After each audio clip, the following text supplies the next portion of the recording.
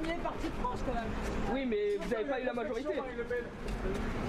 Oui, bien sûr. Enfin, on commet toujours des erreurs. J'en ai commis, nous en avons commis, et je prends ma part aussi, hein, ma part de responsabilité dans ce résultat. J'ai été le chef de file du Rassemblement national, à la fois aux européennes, mais aussi dans cette campagne, et donc j'assume ma part de responsabilité, tant dans la victoire aux élections européennes que dans la défaite d'hier. Mais il est clair que les accords électoraux et que les arrangements qui ont été passés entre messieurs Mélenchon et Macron nous ont empêchés d'obtenir cette majorité, nous ont disqualifiés dans un certain nombre de circonscriptions. Donc je comprends la frustration aujourd'hui de millions de Français de voir que l'alternance a été plébiscitée à la fois aux élections européennes, dimanche dernier lors du premier tour, mais qu'encore une fois Emmanuel Macron a fait le choix de jeter la France dans les bras de l'extrême gauche. Maintenant, c'est un socle sur lequel nous allons bâtir les victoires futures. Je crois que la victoire est différée, et je pense que empêcher le peuple français de se choisir une politique différente ne peut pas constituer un destin viable